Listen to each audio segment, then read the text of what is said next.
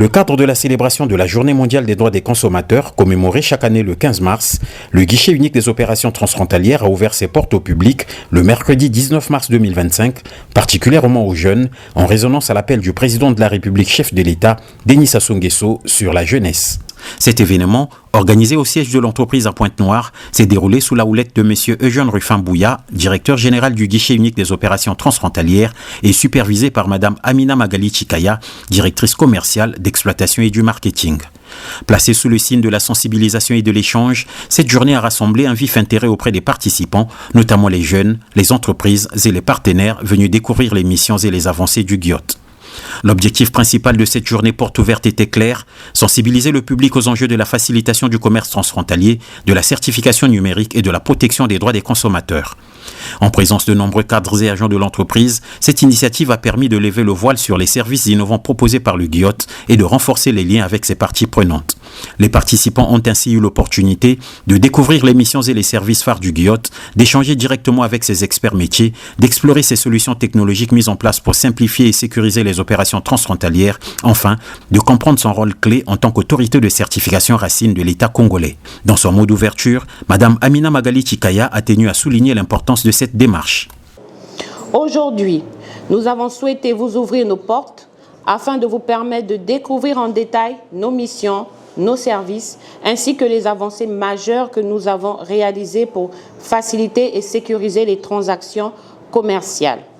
Nous sommes convaincus que l'accès à l'information et la transparence des procédures sont des leviers essentiels pour promouvoir un commerce plus fluide et plus efficace.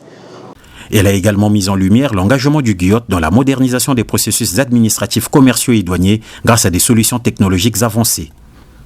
Au GIOT, nous nous engageons quotidiennement à moderniser les processus administratifs, commerciaux et douaniers à travers des solutions technologiques avancées. Grâce à la digitalisation de nos services, nous réduisons non seulement les délais et les coûts liés aux opérations transfrontalières, mais nous garantissons également une meilleure traçabilité et sécurité des transactions. Cette journée est donc une opportunité unique pour chacun d'entre vous de mieux comprendre notre rôle et d'interagir directement avec nos experts. Nous vous invitons à poser toutes vos questions, à exprimer vos préoccupations et à partager vos attentes pour qu'ensemble, nous puissions identifier des pistes d'amélioration et renforcer notre collaboration pour un commerce transfrontalier toujours plus performant et inclusif. Nous espérons que cette journée sera enrichissante pour vous et qu'elle contribuera à une meilleure appropriation des outils et services que nous mettons à votre disposition. La directrice commerciale d'exploitation et du marketing du GIOT a également invité les participants à poser leurs questions et à partager leurs attentes pour une collaboration renforcée. La journée s'est poursuivie avec une série de présentations animées par les experts métiers de l'entreprise dans la salle banalisée du GIOT. Ces interventions ont permis d'éclaircir les différentes facettes des activités de l'entreprise.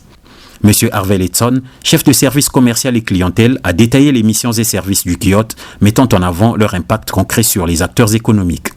C'est quoi le GIOT? Déjà, le GIOT, en toutes lettres, c'est le guichet unique des opérations transfrontalières.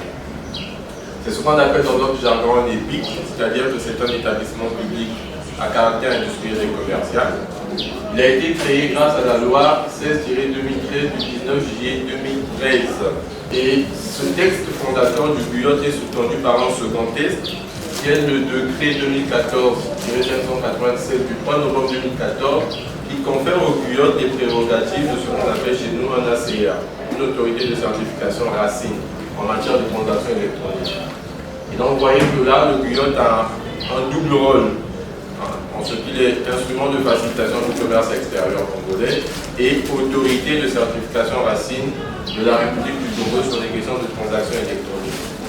Comment il fonctionne?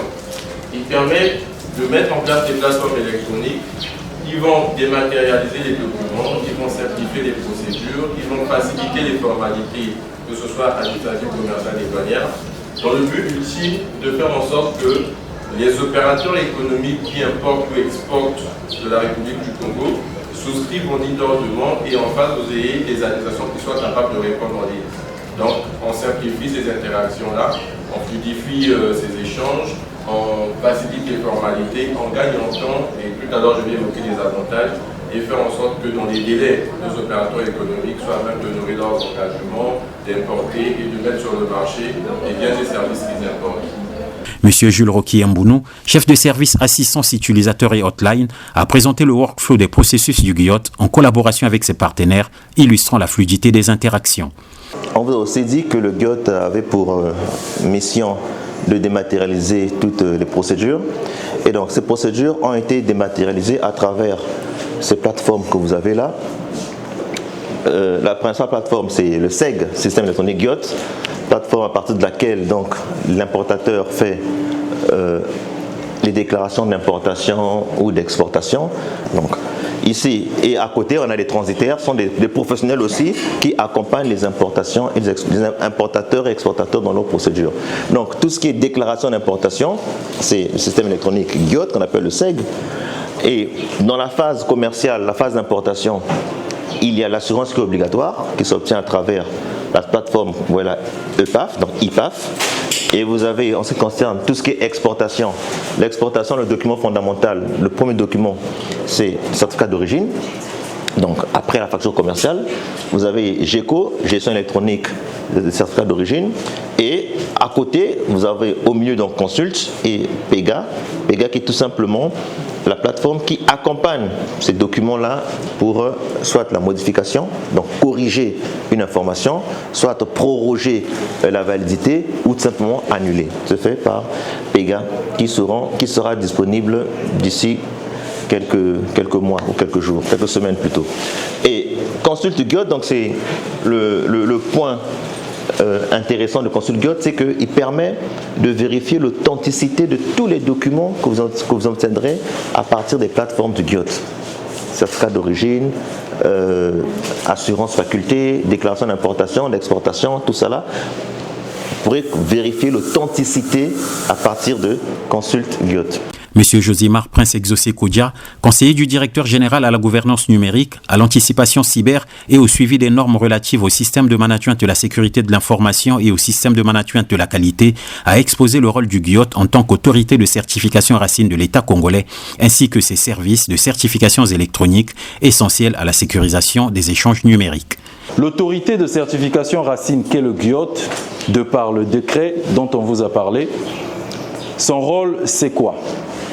On a ici, on va dire, un double rôle. Le premier rôle, c'est que l'autorité de certification racine est l'entité qui donne l'agrément aux prestataires de services de certification électronique, PSCE. Donc, ces prestataires de signature, on va dire de services de certification électronique, ne peuvent pas opérer au Congo sans passer par le guichet unique des opérations transfrontalières. Ils ne peuvent pas réaliser ces services, offrir ces services, s'ils n'ont pas l'agrément du GIOT. Ça, c'est la première fonction du GIOT en tant que AC Racine. L'autorité de certification Racine est donc celui qui donne la valeur juridique d'un certificat. Monsieur Juste Claude Goma Maleka, chef de service maintenance et support, a abordé pour sa part la gestion du support au métier et à la clientèle, soulignant l'importance d'un accompagnement technique de qualité. Avant que le client puisse se rendre compte qu'une des plateformes du GIOT ne répond pas, nous-mêmes en interne, on a mis en place tous les moyens possibles. Le matin, on passe en revue toutes les plateformes en utilisant tous les FAI. Et à ce moment-là, lorsqu'on a un feedback de notre daily check, on commence notre journée pour ne pas être, comme on appelle, réactif, mais on est proactif. Alors pourquoi un service support IT? Le support pouvait être matériel. Même l'icône qu'on a mis de l'autre côté, on a mis un écran. Le GIOT est fortement digitalisé. Tout ce qu'on fait, on ne veut pas rester dans tout ce qui est matériel, tout ce qui est support, papier, ainsi de suite. Enfin, M. Narson Zoumaï Bobi, chef de service audit et sécurité informatique, a dévoilé le fonctionnement du SOC, le Centre des opérations de sécurité, un dispositif clé pour garantir la cybersécurité des opérations du GIOT. Un SOC, en fait, pour résumer, c'est un centre des opérations de sécurité. Et dans ce centre-là, on retrouve des éminents ingénieurs qui sont des ingénieurs qualifiés ou bien expérimentés dans le domaine de la cybersécurité, qui sont accompagnés avec des outils qui leur permettent de faire ce travail-là.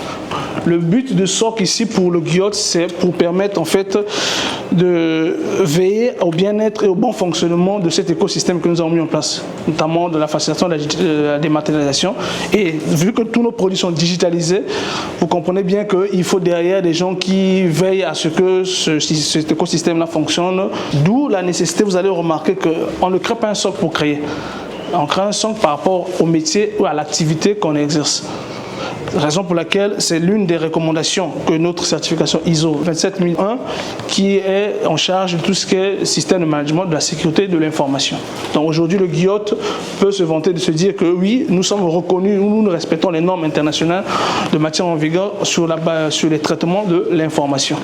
Et il y a aussi la réglementation intérieure qui est là, auquel nous nous conformons, puisqu'il y a des agences, il y a des lois qui existent, et nous nous appuyons sur ça pour pouvoir bien faire le suivi de nos produits par rapport aux clients que nous avons en face. Donc, pour résumer, le SOC, c'est un centre d'opération de sécurité, comme je l'ai dit, et là-bas, il y a des objectifs qui sont assez clairs. C'est résumé là, nous faisons de la détection, de l'identification et de l'analyse des données. Le résumé de l'ensemble des interventions de la journée a été fait par M. Vanel Ngoyo Adouma, directeur de la certification électronique et juridique.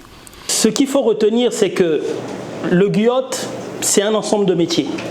On a des ingénieurs informaticiens, des juristes, des commerciaux. Donc c'est un écosystème en fait qui a été organisé de sorte à réaliser tout ce que nous faisons ici même sur place. Donc tout ce qui se fait en interne. La sécurité, nous la gérons. Les applications, nous les développons en interne. Et le support, nous le faisons en interne avec des outils que nous avons su maîtriser et dompter. À l'issue de ces exposés, les réactions des participants issus d'entreprises et d'établissements d'enseignement ont été largement positives. Nombre d'entre eux se sont dit plus que satisfaits par la clarté des présentations et la pertinence des informations partagées. J'ai beaucoup appris par rapport à tout ce qui a été dit ici, de savoir qu'il y a une telle innovation en fait pour tenter de faciliter le commerce international dans notre pays.